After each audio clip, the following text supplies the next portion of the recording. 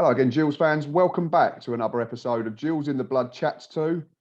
And as you can see on the screen, fresh from a move to Carlisle, the United, earlier today, it is our former goalkeeper, Tomas Holy. So before we start asking Tomas the questions that we pre-prepared, congratulations, Tomas, on the move to Carlisle earlier today. I think you've signed on a 2-year contract, is that correct? So well done on that. It'd be great to see you again next season at the Priestfield, obviously as an opposition player once again. And how are you doing? Are you good? First of all, hello, every Gills fans. Hope you're good, and thank you very much. And yeah, I'm doing really well. As I said, a little bit relieved, but there's another big challenge right in front of me, which is find some place to live in, which is not really easy, to be fair, but I will get some. Because you're currently talking to me from a hotel up north at the moment, aren't you, after signing for Carlisle today? Oh yeah, from the hotel, and we were really like hunting, like chasing, or like a real estate or everything, like a half of the day today. So, and no, it's not easy up here, to be fair, but there will be something, I believe. Yeah, you find something, of course you will. Like you say, at least you're settled now and you've got a club, so at least you can try and sort of plan for the next couple of years at least, which is great to see. Obviously, great that you've got to move. Great that we'll get to see you again a couple of times next season. But we want to talk about your Gills career more than your move to Carlisle. I want to go right back to the beginning when you was a youngster. I think it's fair to say, I mean, I'm 6'4". All right.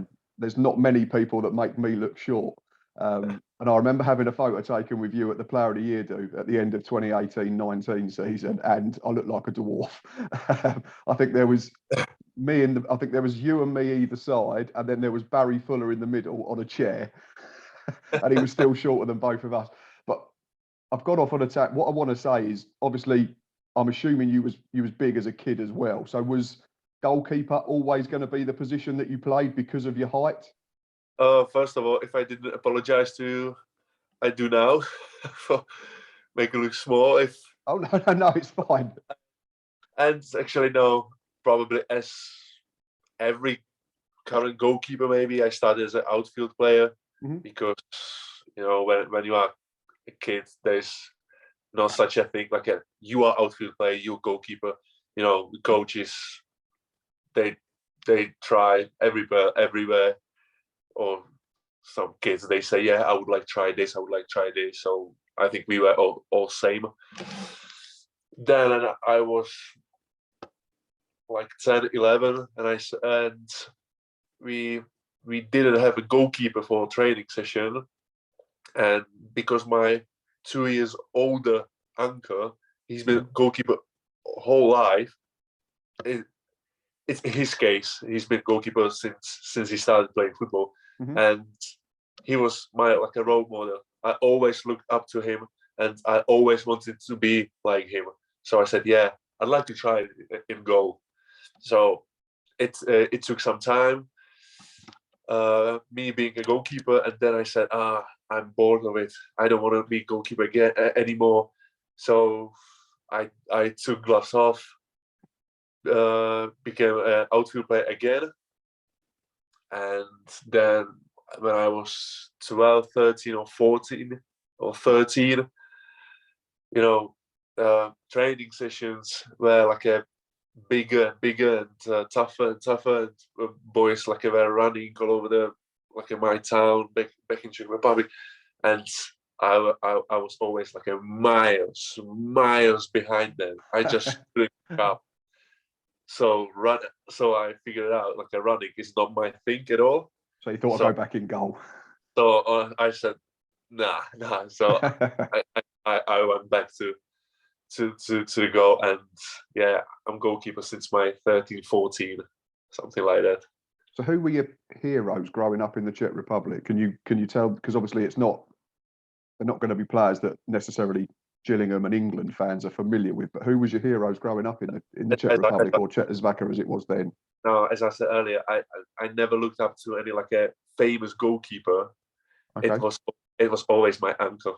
So it was just your uncle? Yeah, my mum's brother. I always wanted to be like him because he was hell of a talented goalkeeper. Like he won every possible prize at every tournament he played when he was a kid.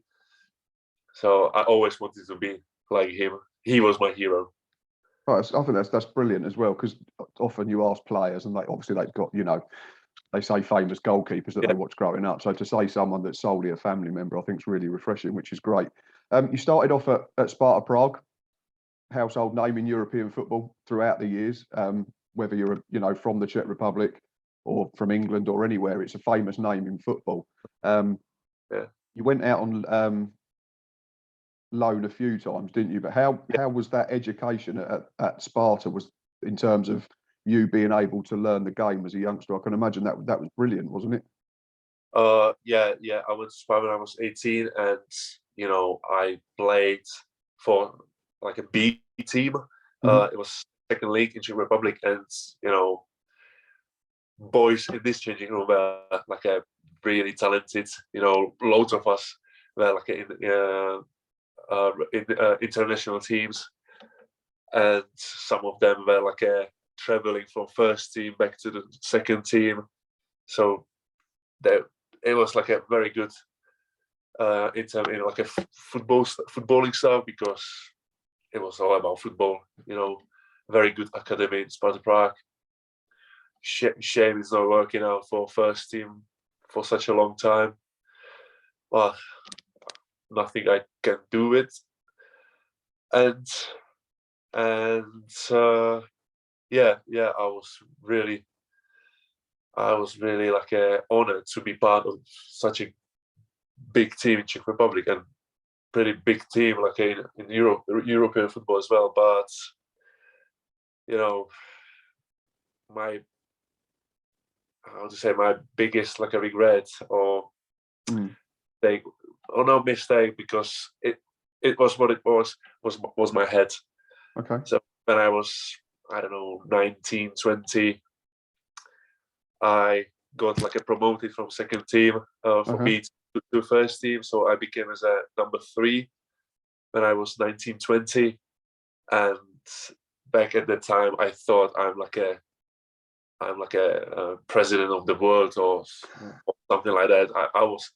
I just couldn't handle like in my head, my ego. So I did stupid things. My behavior was like a terrible. My attitude terrible, because I thought there's no one better than me. So it cost me. If I knew what I know now, so a definitely different way, and my career would have gone maybe different path as well. Sure. But that's a past. That's a past. I cannot change it. No, that's it. You can only affect the future now, can't you? What you do going forwards. So yeah. Then I realized I have a problem in here, and look for some. I found one like a mental coach. Oh yeah. Which she helped me massively. I don't even know where would I've been without her, because she just showed me different perspective, different point of views. She showed me how to focus on things, what things I should be focused on, what things I shouldn't be give a damn or anything. So she showed me like a few tricks, few like a session and stuff like this. And now I cannot imagine what will I do without her. So maybe is it fair to say that she saved your career? That's what I was going to say right now. Yeah. And yeah, all of it just taught me really well. But about Sparta Prague, I think it was a little bit late already for Sparta Prague. Then I went on 2 loans, and then I signed permanently for. No, actually, no, it was on loan to Zlín as well, and all those destinations taught me something, because it wasn't as easy as it was in Sparta Prague or something like that, because these clubs were way smaller, you know, and yeah, even we played second league in my first loan from Sparta Prague, we had to like take care of our like a training kit, wash it. We were traveling from Prague to the place every single day in like a one together. Was like we had two cars, two big cars. All right, yep. And the boys were, because loads of us, or practically all of us, were from Prague, and we were like traveling together. I don't know, 8-10 players in one car, in one car, and we were traveling to training back home every day, wash kits, and in the morning again. Oh, actually, it was afternoon because some of the lads were working in regular work. Normally, Sure. they had. Oh, okay.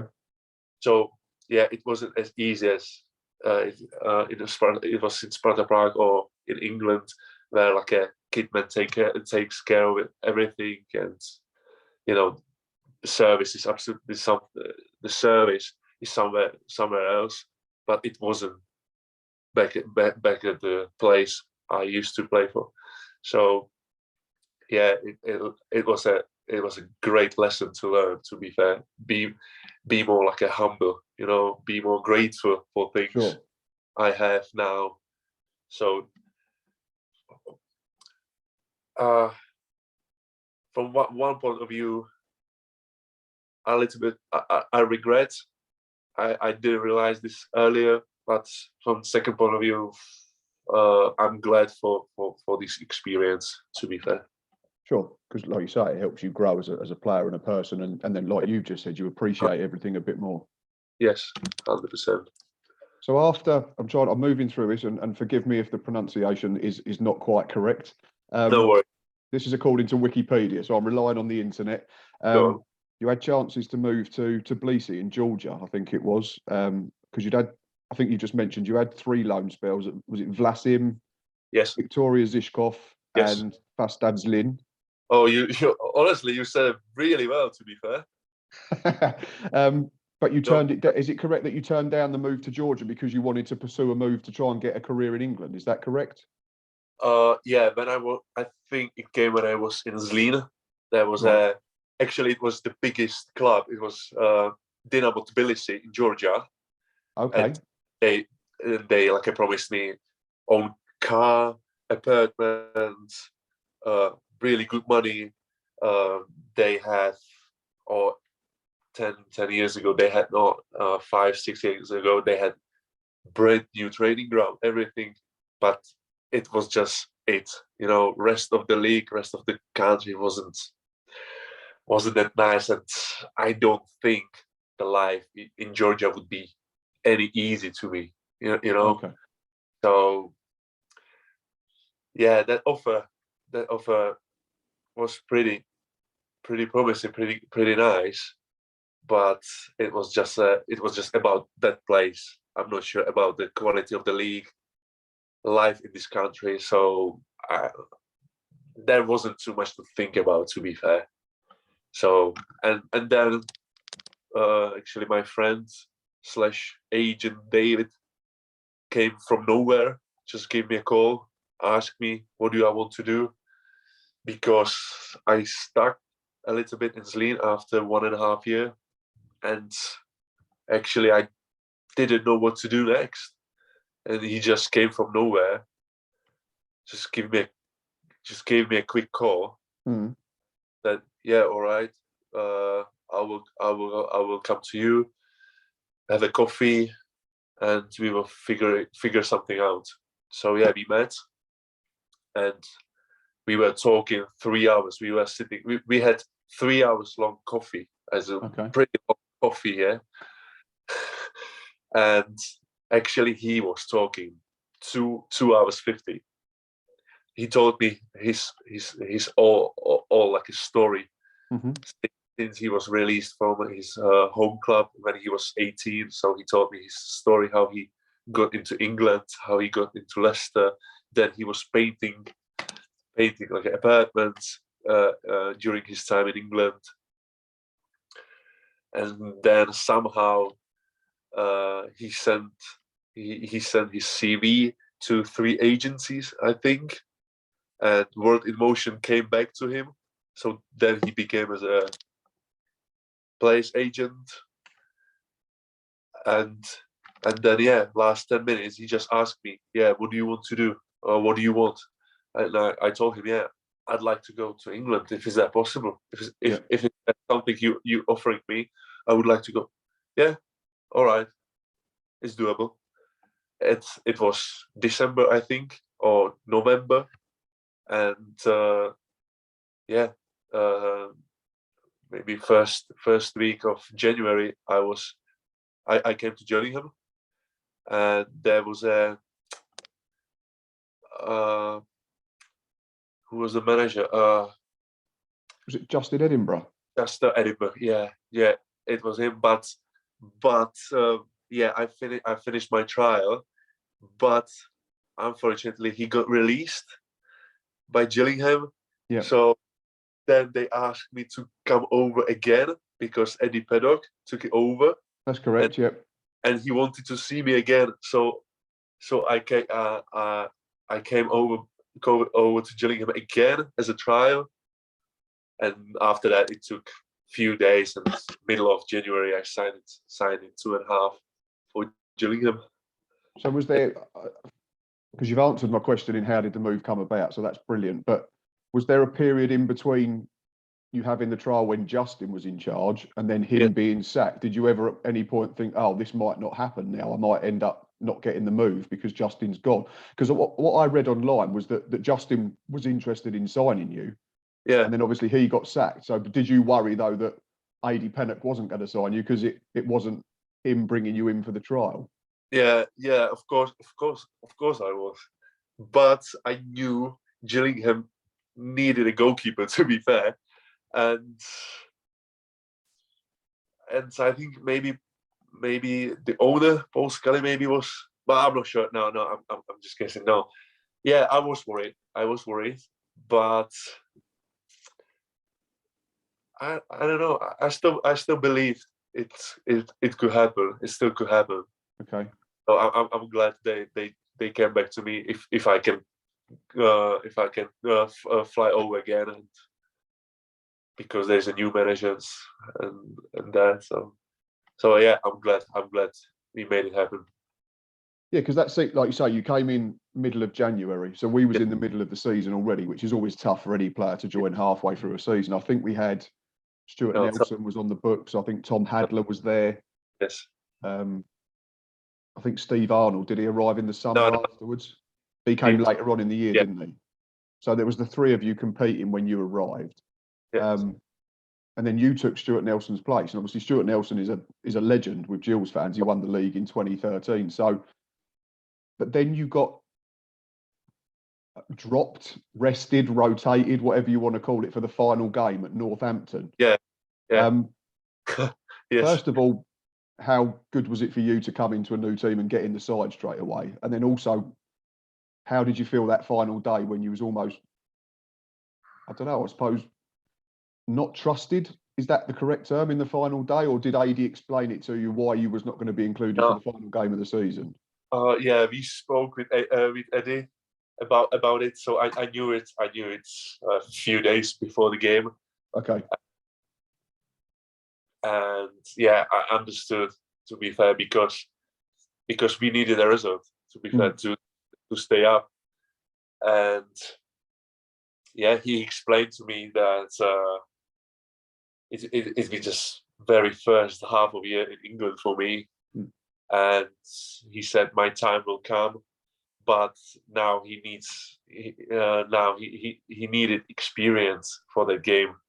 So it wasn't any like a rocket science to put Nels back in the goal, because he needed someone experienced. We all needed a result.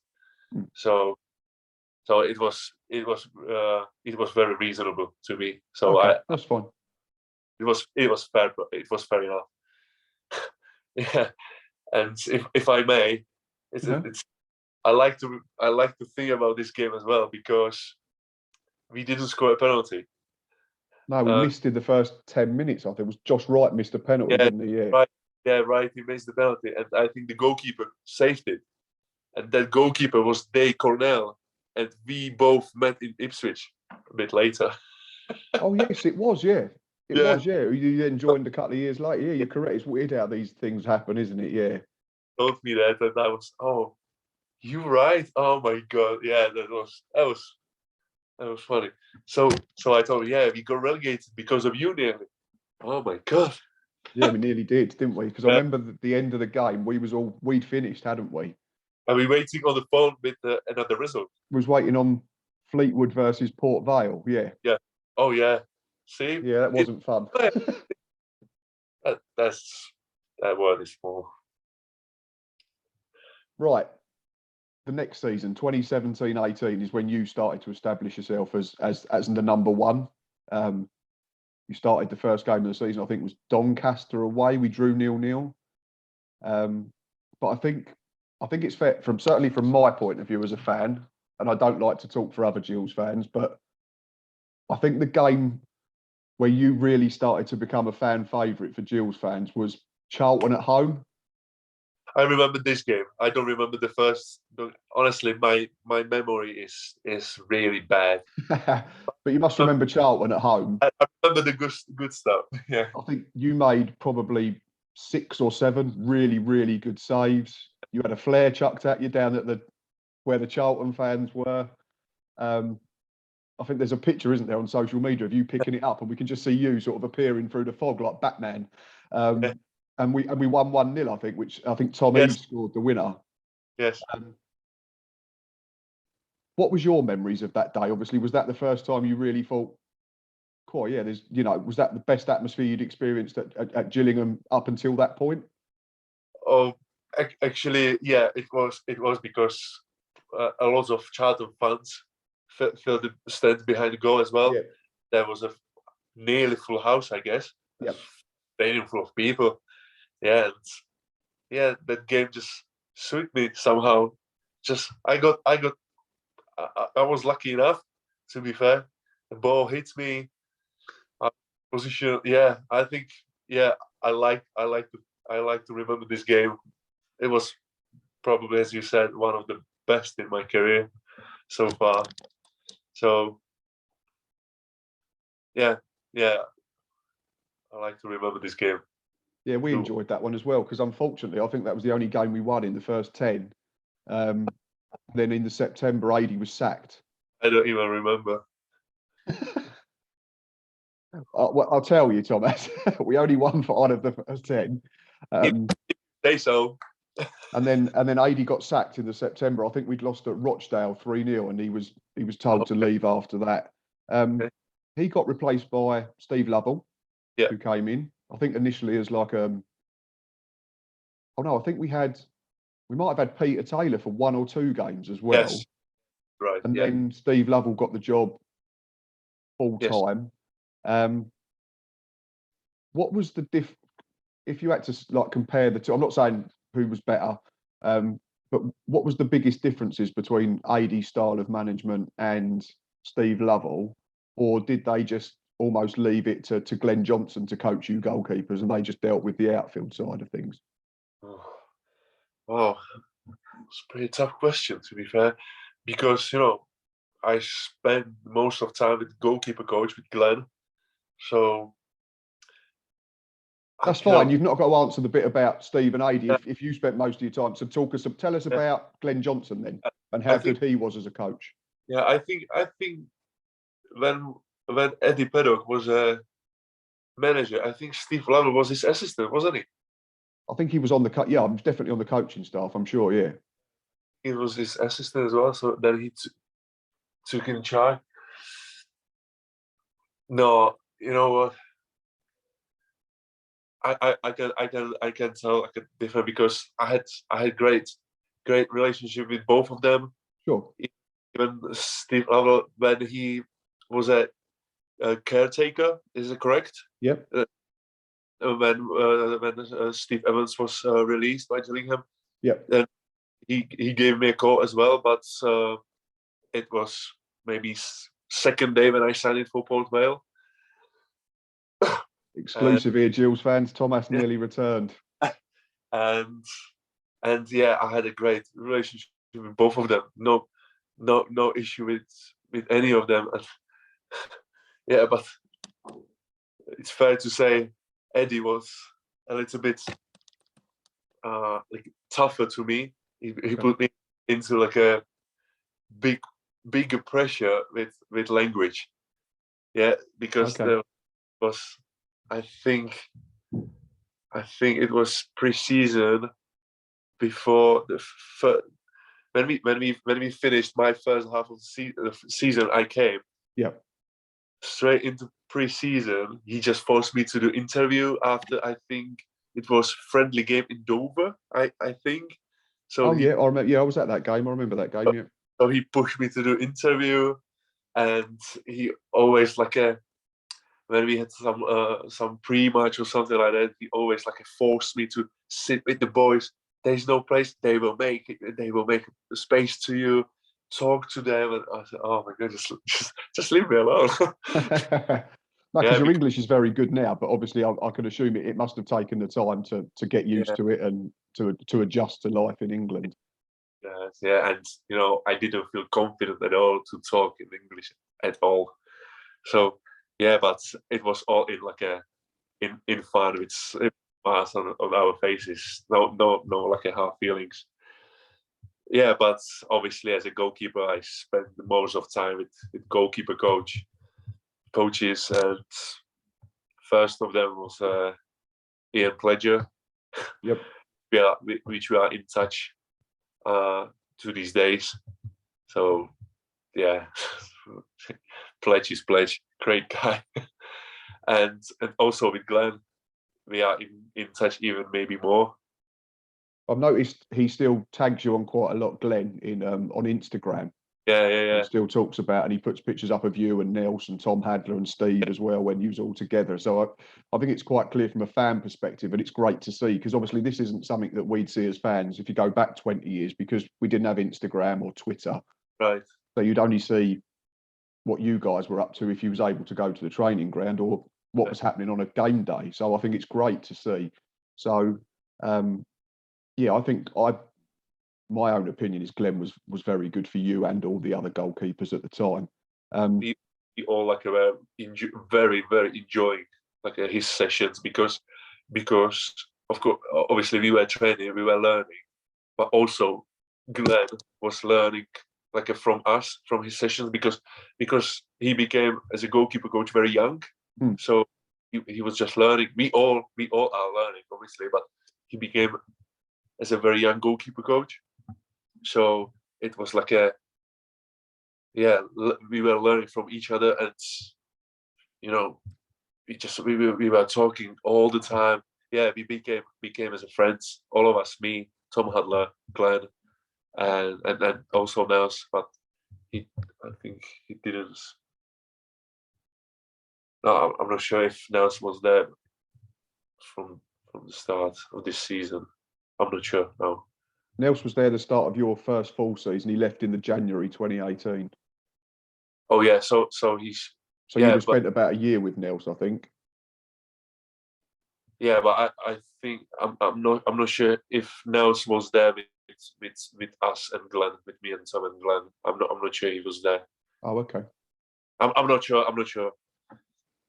Yeah, but yeah, Glenn is a great guy, very talented goalkeeper coach, and also yeah, and I spoke with him about Carlisle as well. Yeah, because we are on WhatsApp all the time. Sure. We just talk to each other. Yeah, and he also said, yeah, if Paul Gerrard didn't sign for Carlisle, he would. I said, oh, that close, how close that was. So it was nearly reunited with Glenn. Again. And that first season, I think you kept 10 clean sheets, which was a good return for your first full season in England, I think, as well.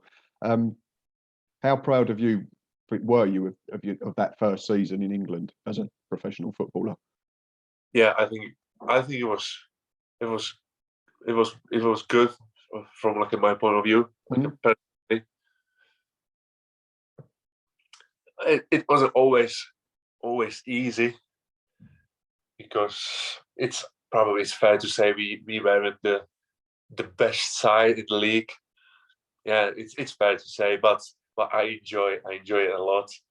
And then after that season, I just set my target up for to 15 clean sheets, and I believe we made it. I think you did. I think you got 15 in 2018-19 from 52 games. Yeah. So yeah, I set the target. I enjoyed. Yeah, it wasn't easy, because yeah, I remember that time at the end of the season, we were fighting to stay up again. Mm-hmm. So there were like tough times. I remember that, but the season after, I was pretty successful, to be fair, for all of us. Yeah, actually, even for other boys, like, I don't know, Tomas, he went to Hull, right? And where we finished 12th, 13th. Yeah, 13th, I think, and we also got to the fourth round of the FA Cup. Yeah. So it was enjoyable season, at least from my point of view, because we didn't struggle at the end of the season. We got saved pretty early, so we just got at the end of the season. So yeah, it was good season, this one, the last one in Gillingham. Yeah, because that season we played teams like Sunderland, Portsmouth, Bradford City, Cardiff, Swansea, Blackpool. So that's 6 teams that have all played in the Premier League, and we were playing them on a regular basis. Was that one of the reasons why you wanted to come to England, to be able to test yourself against clubs like that and play in stadiums like that? No doubt. But one of the biggest reasons was the culture, football culture, people in English football, because for people in England,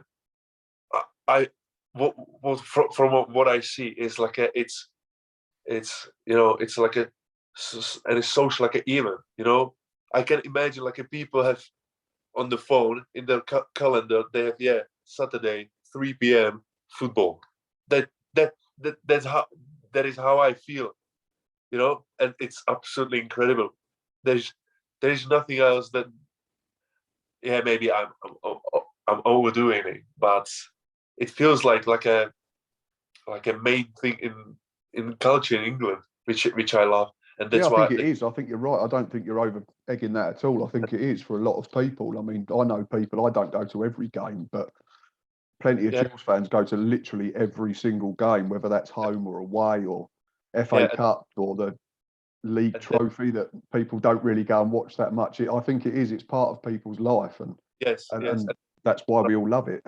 That's what I love about English football, and that's why I wanted to come, because in Czech it's boring. People always look at the opponent. Oh yeah, we playing against this. It's not worth it. It's cold. It's too hot. Yeah, we playing bad. We play bad. It's not worth it.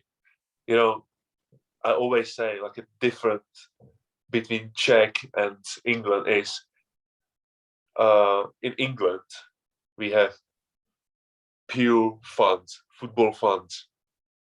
In Czech Republic we have people who like to come and watch. They don't scream, that they don't they just sit quietly and watch the game, because it's pretty nice outside. It's in their city or something like that. Pretty good opponent. Yeah, why not? Let's go. It's pretty. So you almost, people do it in the Czech Republic for almost like a social event, rather than because they want to go and watch football. They do it because maybe their friends are going, not because they love their football club like we do in England. No. Of course, there is a bunch of people who support their club. They are the club through and through, of course. But when, for example, I don't know, most of the people, I don't know, when there's a game, Sparta against Slavia Prague, which is huge derby in Czech Republic, there might be about, I don't know, 20,000 people. But next game, Slavia Prague or Sparta Prague, either of them, it doesn't matter, play against one of the team in the bottom, and there is a 4,000 people. So it's a massive drop-off in terms of attendance then. Slavia Prague, it's a really promising game, maybe one of the biggest games in Czech Republic, high quality, huge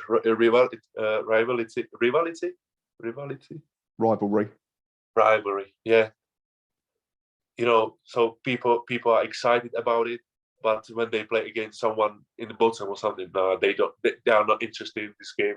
So 4,000, maybe not even there, or about 4,000. So these people are just people who want to come and watch, not support, to be fair. Can I ask a question, Tomas, as well then? So obviously when we have an away game, Gillingham, and we have to travel to Sunderland, we still take, a few hundred fans.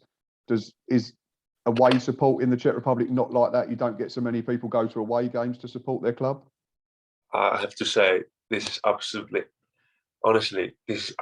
unbelievable how many away fans go to these games. It takes hours and hours to get there, but they still go. In Czech Republic, for example, from Prague to east, to the longest way is about 3, maximally 4 hours. Yep. Which is not that long in England, to be fair. And I think that's every away trip for Gills, pretty much. And you can see literally like a dozen people, 10, 15, 20, 50 people, maximally. Yeah, it's completely different then. It's completely different, and that's why I love football in England. That football culture, like people are crazy about football, and that's something keeps it keeps me going. Sure. It just one of my favourite away days, and I think I caught you on video, and I think Glenn filmed it from the pitch as well, weirdly enough, because I saw it on his Instagram, was when we beat Portsmouth at Fratton Park. Do you remember? I think I do. It was 3-1. We were 3-1. We were 1-0 down at half time. Oh, yeah. And there's a video at the end that I filmed of all you guys walking towards us, and we're all cheering and clapping. And you seem to, I think you was one of the last in. You was out there for ages and just taking it all in. I thought that was brilliant to see. And now you've told me, obviously, that the culture is completely different here to the Czech Republic. It makes it more understandable as to why you were stood out there and taking it in even more with the fans. And that was one of my favourite away days. I think Connor Wilkinson scored a good goal, and then Lee Martin scored twice. Oh, yeah. Yes, yeah. But yeah, one of my biggest memories of was at the end, was of you coming over and sort of just standing there and just soaking all the atmosphere in. And I thought that was brilliant. But yeah, it was great to win as well. Yeah, honestly, in Gillingham, we were pretty good against like a big difficult teams. To be fair, we played against big teams like Sunderland, Portsmouth, as you said, and we didn't play. We played really well against them. I think it's because we thought we had nothing to lose. Pretty much, there are like a more important games we need to win. Sure. So I think we felt pretty free in these games, and that's why we surprisingly good results. Yeah, but we've always been good when we've been. We call it the underdog in England. I don't know if you've heard that term. Obviously, where we're playing the bigger clubs. And I want to talk about another game when we was the underdog, and that was the FA Cup run. Cardiff. No. Yeah, go on then. Yeah, you could tell me what your memories are of beating Cardiff at home, because they were in the Premier League at the time. No, I remember Elliot List, his strike, unbelievable strike. That's all I remember. You don't remember? You literally don't remember anything about it. It was incredible, and after that, we were enjoying. We were screaming, dancing, everything. With people in the changing room, it was incredible. Tell us about the changing room, and if you can't remember anything about the game, what was it like in the dressing room that evening after the game? I bet there was I'd imagine you was allowed a couple of beers, surely. I'm not sure if we had beers in the changing room. If we had, I would say that I have no problem with that, but I don't think we had. But yeah, it was full of smiles. Some of the boys dancing, like who was that? I think Josh Parker as well, dancing all the time, and other boys. I don't remember who was that. Who's the worst dancer? Worst. The worst. I think Tom Hudler. I don't know. Honestly, I loved it. I loved it, like a joy we had in the changing room. Yeah, because we knew it's something doesn't happen every day. That's it. We just beat pretty much like a Premier League team 1-0 at home. What more can we ask for? To be fair, so.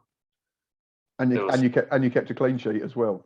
So for a goalie, that's like scoring a goal, isn't it? But you know what? If I remember well, I didn't have too much to do. To be fair. No, I don't think. No, you're probably right. I remember first half that I think they hit the bar second half. I think the substitute come on and it hit the top of the bar as it was going and it went over. But I don't remember you making loads of saves. I think it was pretty quiet evening. But it doesn't matter. I'm happy with these games. To be fair. Of course, yeah. Clean sheet is, and if it's a nice quiet afternoon, then lovely. They've gone both ways, so I'm happy with this one. Yeah, totally. We fast forward to the end of that season and what turned out to be your final game and Tom Eaves' final game, I think, as well, was Blackpool away, another former Premier League team. And we won 3-0, another clean sheet for you. And I think Tom scored 2 of the goals. Maybe not specifically that game. I'm not asking you to remember that. So no pressure, don't panic. But how would you sum up your time in Kent with Gillingham? How would you best explain your 2.5 years playing for the Gills? How would I explain? Absolutely incredible experience, and I'm incredibly grateful for this opportunity. That's Gillingham was like a first girl, first love. You will never forget. You will never forget your first love, first kiss.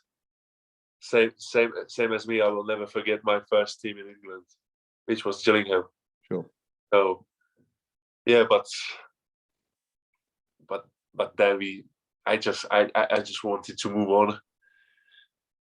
So I went to Ipswich, which I thought it's a good move, but it turns out doesn't matter. Yeah, no, it wasn't always easy in Gillingham. I mean, in games, because we weren't always a favorite of the game, but it taught me a lot about football in England. To be fair, so I enjoyed the time. I'm so glad that we made it happen. I'm so thankful for that opportunity they gave me, because you know what, I came as a no name, like someone nobody known. Even like people from Gillingham club, they just maybe they did some research, or maybe they just believed David and Bill, agents, because they asked for goalkeeper. World Motion gave him one, and maybe they guaranteed, yeah, he's good, because I remember. I think Bill told me, or no, maybe David told me. They asked him, does he speak English? And they said, yeah, of course he does. No worry. Yeah, it's not brilliant English, obviously, but yeah, he does speak. In some point, like a doable like a level. It's okay. Yeah, and I couldn't say a word. So yeah, they probably trust them. That's I'm good. I'm worthy. So I'm so thankful for this opportunity Gillingham gave me. No, and I think, again, I'm not speaking on behalf of all Gillingham fans. They've all got their own opinions, but I think for the most part of that 2.5 years, you were very, very good for us, especially that second full season when you 15 clean sheets helped us to 13th. We got to the FA Cup fourth round, and you played a massive part on that. So, certainly on behalf of myself, thank you, because I really enjoyed watching you. Thank you. Yeah, I really enjoyed it, and yeah, I remember those 2 seasons as a successful. Yeah, I mean, yeah, of course, we didn't get promoted anywhere, or we just finished 13th, and season before just above the relegation. But I still think, at least personally, from my point of view, it was a successful spell in Gillingham. 2 years, 2.5 years. And then you moved on to Ipswich, which you've already mentioned. And I think I could sense when you just spoke about Ipswich there that there's a little bit of disappointment that it maybe didn't work out as much as you thought. But we've spoken about historical English clubs, big stadiums. You got to play at Portman Road, which is another former Premier League ground, for the best part of 2 years. Just briefly talk us through your time at Ipswich and what the atmosphere is like at Portman Road. Oh, it's incredible, to be fair. Like, you know, it was same. I remember when I if I can come back a little bit again to Gillingham, I remember there was one game we played in Sunderland, and it was also, I think it was Tuesday night. Yeah, they still have over 30,000 people in the stadium. Because we played them on the Tuesday, because they was meant to play us on the Saturday, which was the Cardiff game. Yeah, and I was like, these people are mental. Just it's Tuesday night, 7:45, and there's 30, more than 30,000 people at the stadium. I said, these people are just not normal, Now in great way. Of course, and I suppose you've got used to that over time now. That's what we do. And I have to say, yeah, very similar in Ipswich. Huge stadium, and they just filled 30, 25, 28, 30,000 people, and these people are not like a plastic fund. They are like a pure Ipswich fund, which is absolutely. It was incredible. Like this atmosphere wise, it was great atmosphere. Yeah, I'm really sorry it didn't work out. Maybe part of it was my fault. Part of it was like a circumstances. Part of it maybe managers' decisions. Yeah, sometimes I'm deadly honest, maybe more than I should be. But I think it wasn't just my fault. It was just loads of like a circumstances, little things. They just connected together, and it fell apart. Unfortunately for me. That's football, isn't it? Unfortunately, that like you say, one manager can really rate you, and then another manager comes in and they don't so much, and you have to move on, which is what you did, didn't you? But I want to, before I let you go, because I've got one final question that's linked to Gillingham and Ipswich, was your first game back at the Priestfield. You came back September 2019 as an opposition player. You kept a clean sheet again. You beat us 1-0. I remember the reception you got from pretty much the whole ground, because you went and celebrated with the Ipswich fans because you'd beaten us, and rightly so. That was your club. But I remember you then walked back towards the Raynham end. I think the Raynham end, the Gordon Road stand, and the Medway stand all stood up and applauded you. That must have given you goosebumps, surely. Oh yes, it did. Not just goosebumps. I was like nearly in tears, to be fair, because when people like wait a few minutes more, staying up and clap to like an opposition player, it means something, and it meant absolutely something I cannot describe to me. And to be also like we won 1-0 and they still clapped to me. I can describe how I felt. It was incredible. nothing more I can say, to be fair. No, yeah, you seem a bit speechless, which is great. And I think Gills fans, we might not be perfect, but what we always do, we really understand that if we've got players that are willing to work hard and really play for the badge and make the effort, then we'll get up and support them and cheer them. And that's the same for players that do well for us and then come back as opposition players. And you're certainly one of them. And you did well for us, relatively speaking. Like you said, we didn't get promoted or anything like that, but you was very good for us for 2.5 years. So again, thank you for that time. Thank you for taking the time out your evening this evening. No, don't have to. I should thank you that you gave me the opportunity to be there. So I just try to pay back, to be fair, for that. So I'm not saying I was perfect every single game. I wasn't, but I always tried my best. Mm-hmm. I'm not the type of goalkeeper or type of player who don't care about like a results or games and care about only money or something. No, I just always wanted to win the game. Yeah, sometimes I made mistakes, and I will.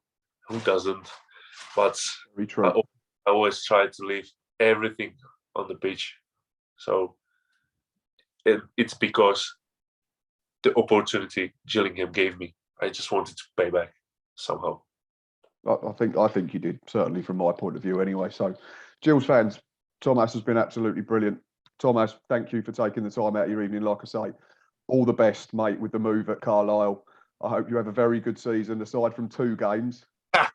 Where I hope you can chuck it in. You can chuck it in your own net in 2 games. But no, seriously, appreciate you coming on. Appreciate you doing the interview. It's been great. It's been great to hear stories of and learning, like you told us, about different cultures and the way football is in different countries. And I think it's probably fair to say, and I hope the Gills fans agree with me, and I hope this comes across the right way, you're probably one of the most humble footballers I've had the pleasure of chatting to. So go and follow Tomas on Instagram, Gills fans. I will put his details in the description at the bottom of the video. He's not on Twitter. We'll have to persuade him to get onto Twitter because I think he'd get a lot of love on there. Thanks again. Please keep liking. Please keep subscribing to the channel. Please keep sharing. Please keep telling everybody about us. We're trying to get to 2,000 subscribers before the new season. Hopefully be back in a few days with another Gills in the Blood Chats 2 before the new season gets underway. But for now, thanks for watching. All the best to Tomas, and up the Gills.